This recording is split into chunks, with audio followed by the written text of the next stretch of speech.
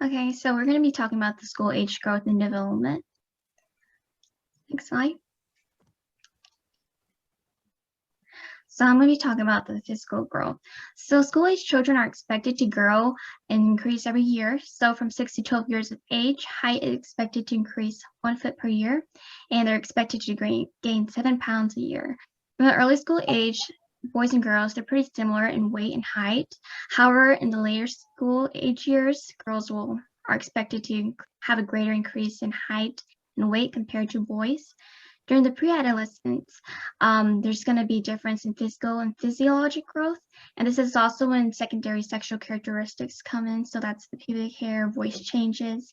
And can be a sense of shame for like both sexes because, their bodies are changing and developing.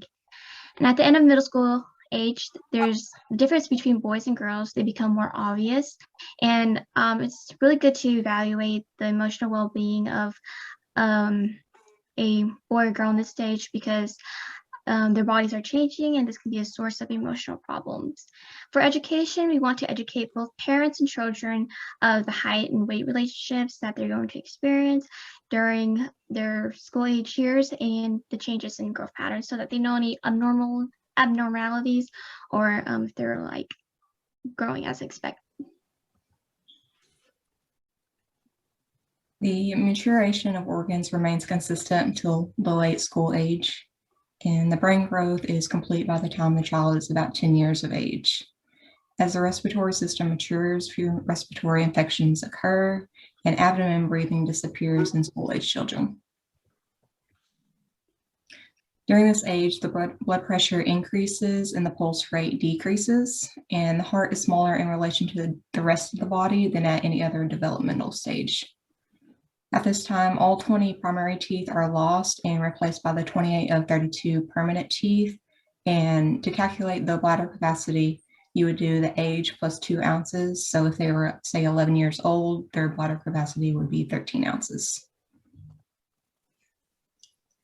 Prepubescence is the development of secondary sexual characteristics during the late school age years. This is a period of rapid growth in girls and a period of continued growth in boys. There's about a 2 years difference between prepubescence in boys and girls.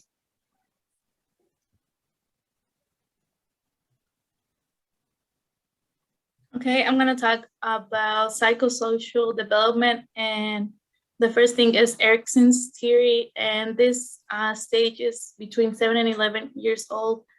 The test of the school-age child is defined, or he says is between this development stage is in the industry, or it's referred as the industry versus inferiority. And during this stage, the child likes to be involved with all the activities.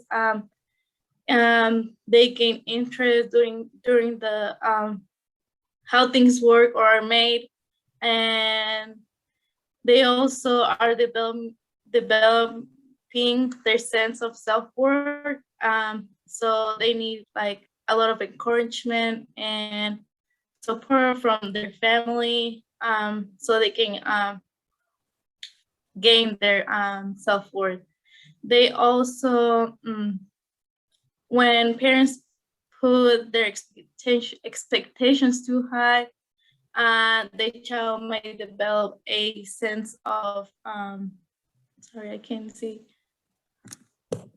inferiority, and so the child needs support from their family, and that should be.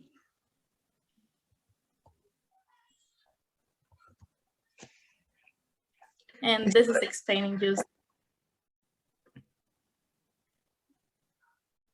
Okay, so the school-age child knows how to tell time, days of the week, and can tell you the date. They also gain interest in adding and subtraction and fractions. Children start to read more age-appropriate books. They also find an interest in collecting objects, including rocks, beads, cards, coins, or bracelets. When I was about 10 years old, I remember collecting silly bands. The more you had, the more popular you were.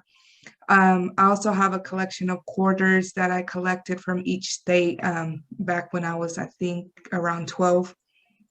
Children at the age of 10 start using the telephone, although nowadays children are using technology at a much younger age, which is limiting their time for physical activities. At the age of 6 to 7, children start participating in activities like jump rope, riding a bike, dancing, painting, and sports.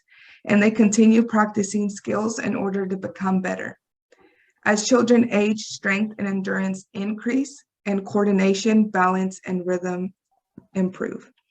At the age of 8 to 9, children start developing more graceful movements, hand and eye coordination, and balance improve. And if you view the picture on the right with the boy who is catching the ball, he is using eye-hand coordination by catching the ball with both of his hands.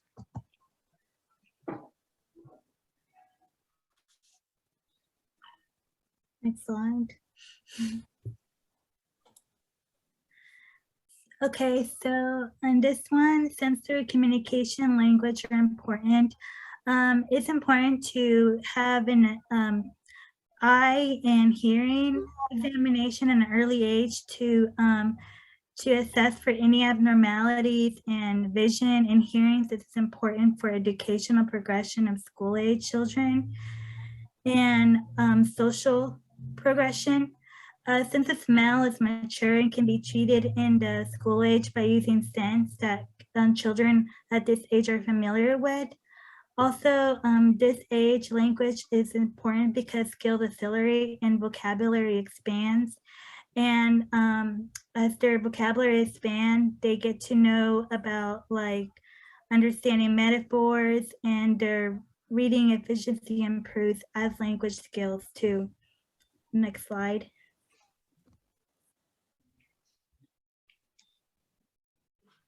The next slide.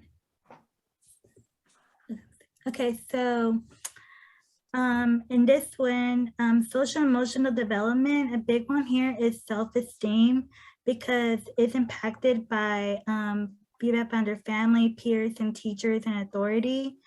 Temperament in this age is grouped in 3 categories.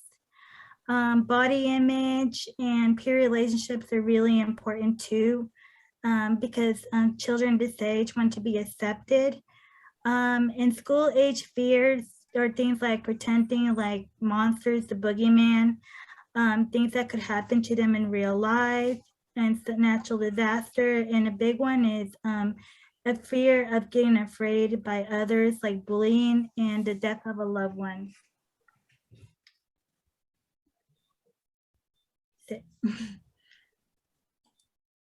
So this was the handout that I created, and it just lists some of the normal and abnormal things from the 6 to 12 age range.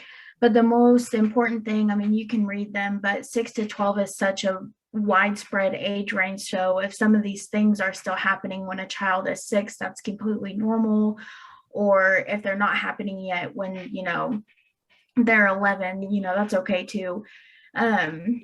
Another big thing to kind of take away from this is anything on the normal list can be abnormal, and anything on the abnormal list can be normal.